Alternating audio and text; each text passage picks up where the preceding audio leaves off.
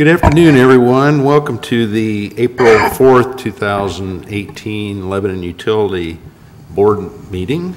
Before we get started here, I would like to mention that absent today is Board Member Neil Taylor. We did have a working session prior to this meeting to get an update on a couple of matters, which we did not make any decisions, and that meeting and this one were adequately public noticed. With that, please rise and join me in saying the Pledge of Allegiance. I pledge allegiance to the flag of the United States of America and to the republic for which we stand, one nation, under God, indivisible, with liberty and justice for all.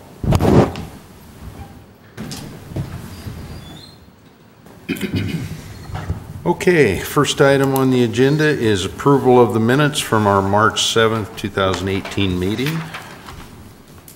I make a motion we approve the minutes. I'll second that. Motion made by Bill, seconded by Jim to approve the minutes. All those in favor signify by saying aye. Aye. Opposed, same sign. Motion carried. Next item is electric loads and outages report, listed as an information item. David Van Wy. Do you want me to put my computer back up, or can I just put this on the screen for you, like we've done in the past? Or That'd be fine. yeah. That's fine. Yeah.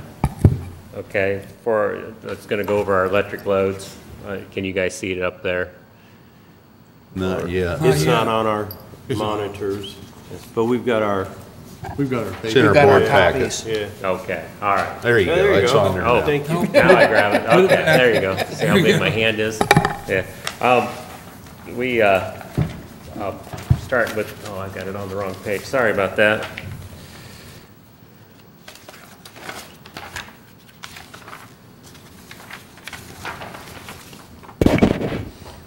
Starting with we have 5 subs, the central sub, the enterprise sub, Lao, north sub, and west sub.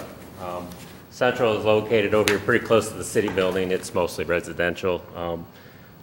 There's 5 circuits of it. They're all lightly loaded. 1271's only got a handful of homes on it. And the peak usage on it last year was 7.3 megawatts. In the winter, it was about 5.1. Your peaks usually going to be in the summer. Our peak last year was 45.3 megawatts, and that was in September. That's unusual. We had a cool summer, so we didn't have a big peak in the summertime, and then we had a hot September, and like I said, the schools are back in session, so that added to that peak. So we peaked in September instead of July. The enterprise sub, it was last summer. It was pretty heavily loaded. The peak was 9.6 megawatts. In the winter, it was 5.8. And there's basically there's 3 circuits we use out of there, but basically 2 that serve mostly the business park, the 1211 and the 1217.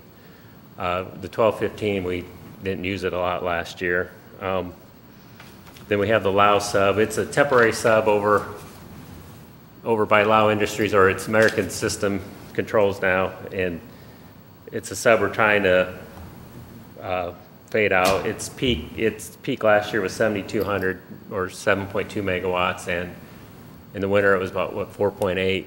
It's only a 9 megawatt sub, so you don't really want to put a lot of load on that one. Plus, we're trying to get a plan together to get that one off our system. The 1243 circuit serves the annexation area. It's got a little bit of, there's not a whole lot out there.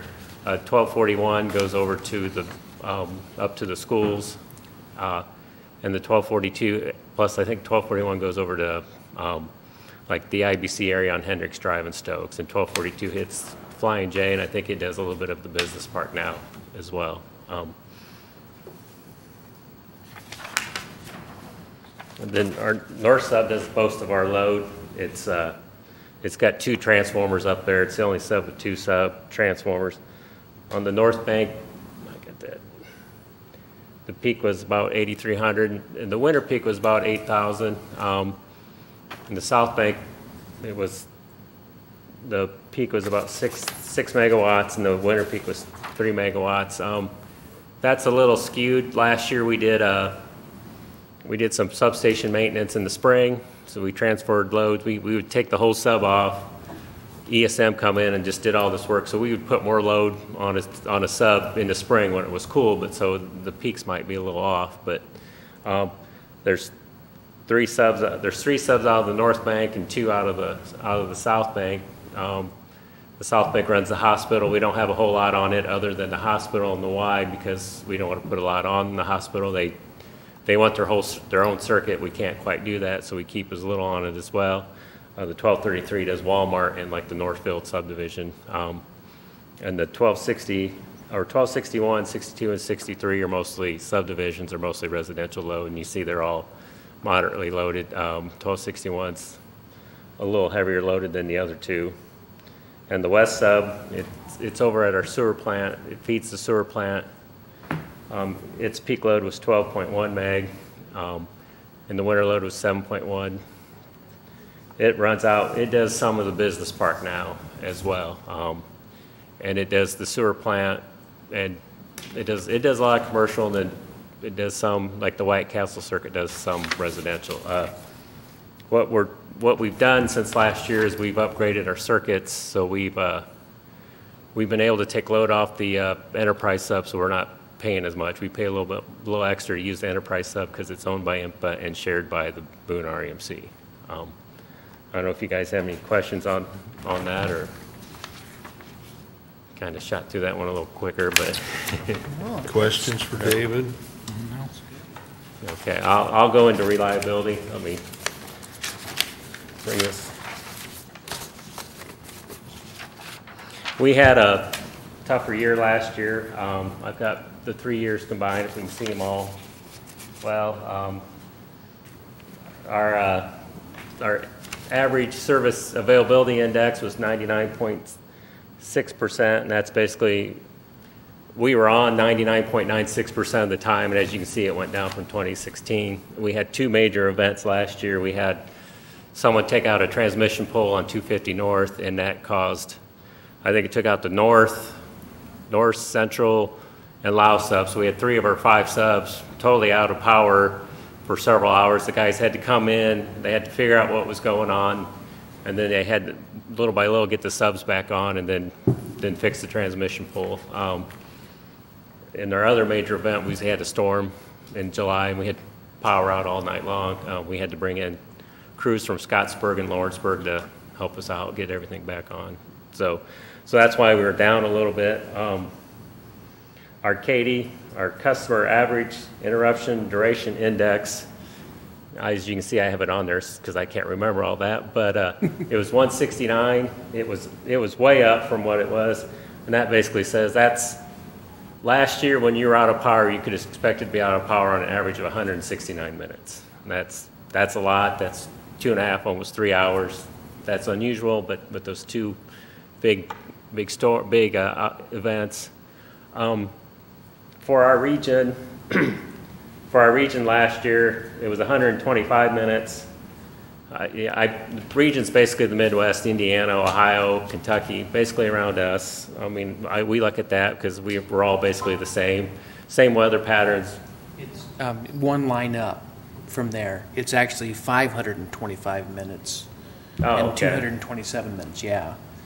Well, so we're actually less than what the right. average is, and it was a bad year. If you look at people in Region 2 that are our size, it's about 227, so we're better than even the guys our size. Our SAIDI, our System Average Interruption Duration Index for last year was 167. If you were out of 167, I'm trying to. That was if you were on our system last year, every customer was out basically an average of 167 minutes is how that works out. And then our SAFE is System Average Interruption Frequency Index, and that's how many times you're basically out on an average of a year. We were almost up to 1. We were 0.986, so just about everybody on the system was out average of 1 time last year, which means some were more, some were less. But As you can see, if you look at our region, all our numbers are pretty close. We were better than most in our region. For the safety, it was, did I skip skip a line there? No, I didn't, okay. No, For the safety, it was 0.74 for everyone in our region, and it was 0.89 for our size. So we had a little bit of a worse year. Like I said, those two events really hit us hard. Like 2 years ago, I think we had some problems in the subs with bad differential relays and stuff, and we fixed that problem. But then we had other issues with that. I mean, are there any? I'll show you a couple more things. Are there any questions on these numbers? What I do is we have something through the American Public Power Association. I get the overtime sheets. I put the numbers in their spreadsheet, and they calculate all these numbers for us, and then at the end of the year, they put everything together and give us all this information for the regions and other cities, so we know exactly how we're doing. I have a pie chart that shows our causes, what our main causes were last year, and every year our number one cause in Region 2, the number one cause is squirrels. It's almost impossible to stop squirrels from getting into things. They get into transformers, but they don't. Yeah. Their outages typically are. Did I hit a button, Matt? Oh, that's hard to read, but the squirrels are the blue. And our second thing last year was equipment failure. We had a lot of, like, transformers gone bad. Yesterday the transformer at Walmart went bad. We changed out a transformer at Scott Barrett last year. We caught that one before it went out of power, before it failed. We were able to, someone was out there and noticed that there was an oil leak, and we have that infrared camera. We put that on there, and we realized that the oil level was way low, and we took them out of power for about an hour before that failed. But equipment and squirrels was our main. And the squirrels are typically, they take out a transformer fuse, so you're only losing a handful of customers at a time, so it's not a major event. It's just typically something quick and easy.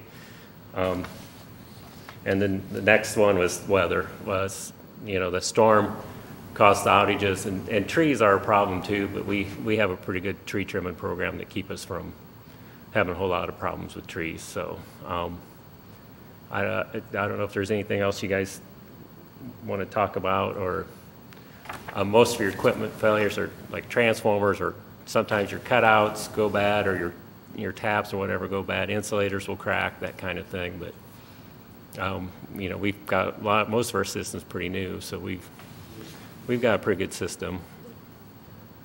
I don't know if anyone has any questions on this, or The equipment failure being one of the higher ones up there with squirrels. Is that common that our equipment failure runs about even with squirrels? Yeah, it's, you get transformers in backyards, you typically don't change them out until they go bad, or I mean, the cutouts, the transformers, things like, cutouts and other pieces of equipment on there, as well as this equipment. I put on conductor as equipment because it is, it's considered equipment. Your wire will break, something will happen with the wire and it'll come down. Insulators, we still have some porcelain insulators out there that'll crack and go bad as well. Other questions for David? No? Good information. Thank you very much. Very interesting. Oh, you're welcome. Good job. Thank you. Okay, next item is Chicago Street wet well change order, listed as an action item. Michael Susong. Hi. Greetings.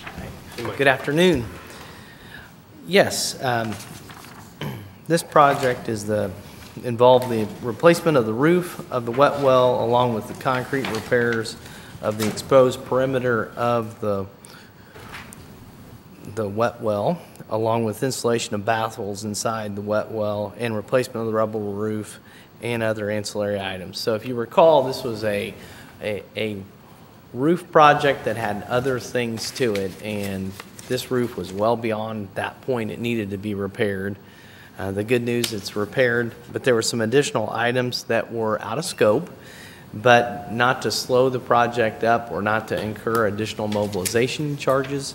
We went ahead and moved forward with those to keep that moving along, and which was good to not delay the project and incur those additional costs. So the additional work included replacing wood with aluminum material around vents, repairing spalled concrete on the exterior roof of the wet well, keeping the third access opening instead of covering it up to allow for more of efficient cleaning of the tank, and to install a flap gate per item. And this additional work increased the cost of the project by $8,899. And so it brings the construction cost to a total of $165,799. So with this increase, the project's still within budget. So the good news is that we did this, got it taken care of. Both Ryan Ottinger and Josh Spencer were very much involved in trying to coordinate all this and make it all happen. When the old roof was removed, that spalled concrete was all evident. So the good news was it got addressed and got cleaned up when the work needed to be done, because this was fall into winter, and so that work was done while the weather was still conducive to do it. So that's kind of why that was done in that manner. So I'm recommending to the board to approve change order number 2 to Crosby Construction for an additional $8,899 and authorize general manager to sign the change order and all pertinent documents relating to closing out the project. Any questions?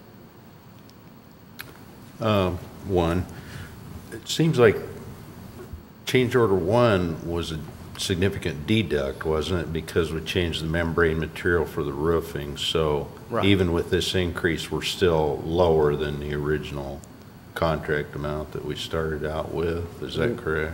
Very much correct. We're Okay. considerably lower than the original Yeah, quote, yeah. than the original bid. Any questions, No. Michael? I'd entertain a motion then. Okay, I move to approve change order number 2 to Crosby Construction for an additional $8,899 and authorizing General Manager Whitman to sign the change order and all pertinent documents related to the closing out of the project. Second. Motion made by Dan, seconded by Bill to approve the change order with Crosby. All those in favor signify by saying aye. Aye.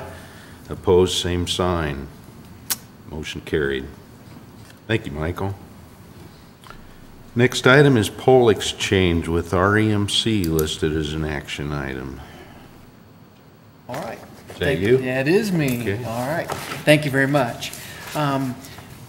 What we are doing, the 69 kV South Loop project, we are going to be going across 100 South, and we're going to be going along with REMC.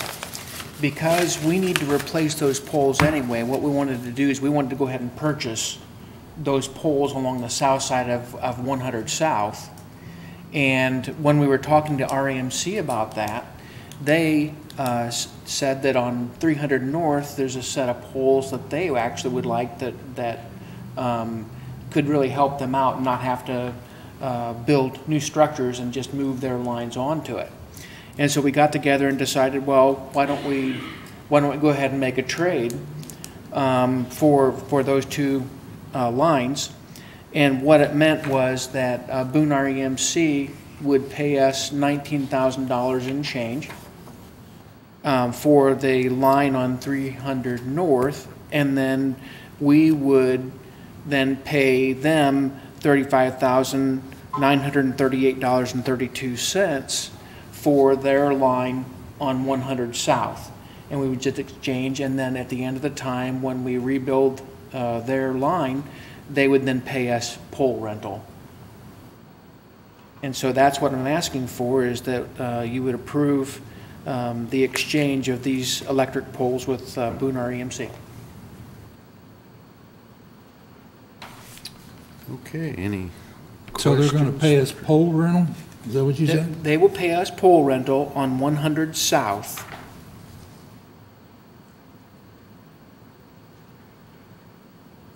for the three-phase line that will be built underneath our 69 kV line. All right. Pretty common practice, isn't it, Trace? Yep, this is done on a regular basis. All right. And the pole rental is, we have a pole rental agreement with Boone REMC where we pay them for attachments, they pay us for attachments. Okay. And we have this with other entities as well. And that's an agreed on cost, or Yes. something that's been negotiated already. That's All right, correct, That's yep. fine. And it's already established in there. Other questions? I'd entertain a motion, if not. I move to accept the action taken by the staff to coordinate the exchange of electric poles and to further accept the payment to REMC for $35,938.32 for utility poles along County Road 100 South in Boone County. Second that. Motion made by Bill, seconded by Jim to approve the arrangement with pole exchange with Boone REMC. All those in favor signify by saying aye. Aye. Opposed, same sign. Motion carried. Next item is Duke Ken's Memorandum of Understanding, listed as an action item. Yep. Got Is that you one. again? Yeah. I get to be popular this I evening. guess so, earning your, Earning my keep, that's it. What this is out at Ken's, where they're installing their new plant, there's a lift station that Duke owns. Duke Realty.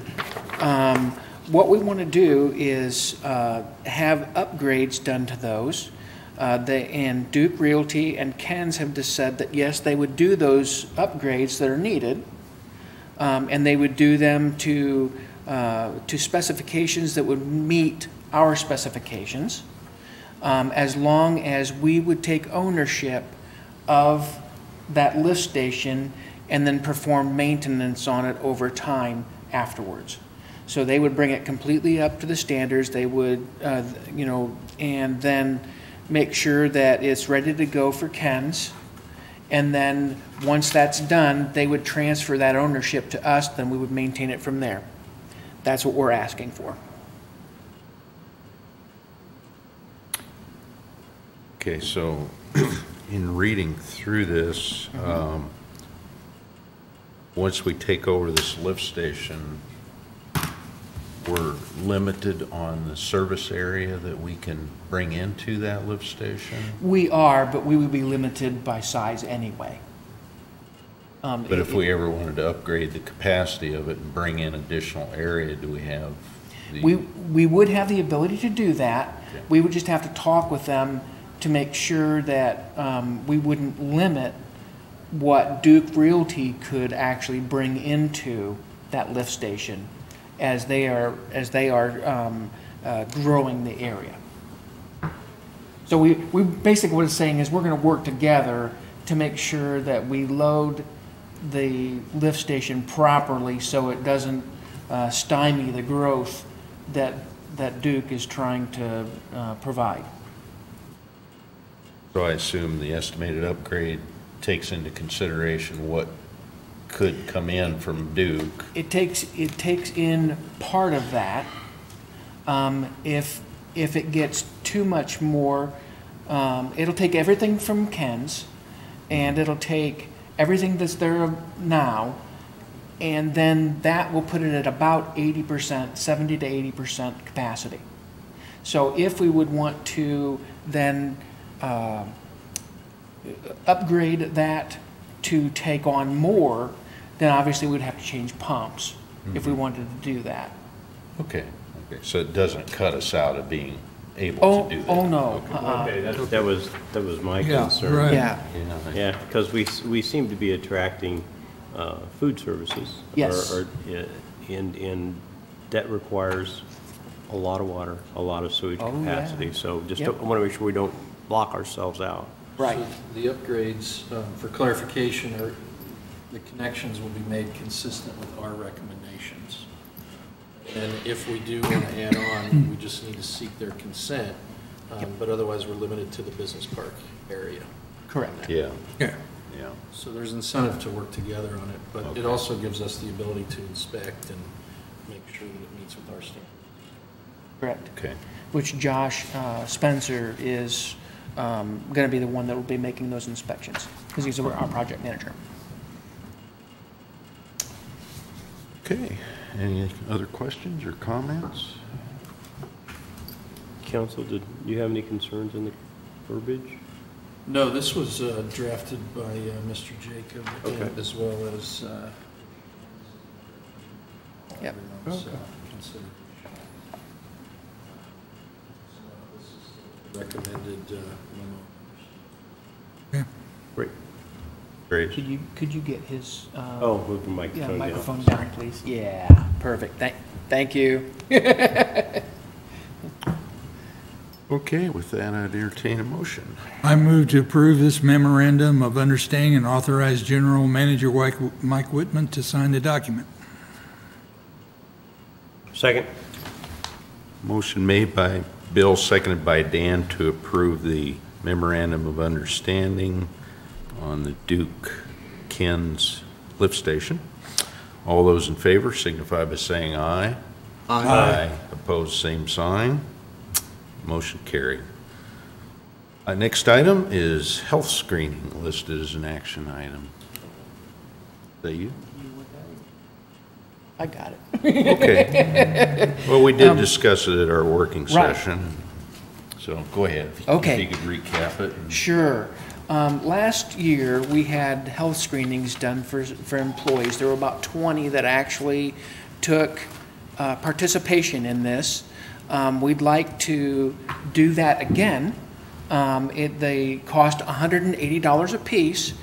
At the same time, what we would like to do is we would like to add spouses to that same list so that we can capture a few more folks. I think it's something that really shows that we care about our employees.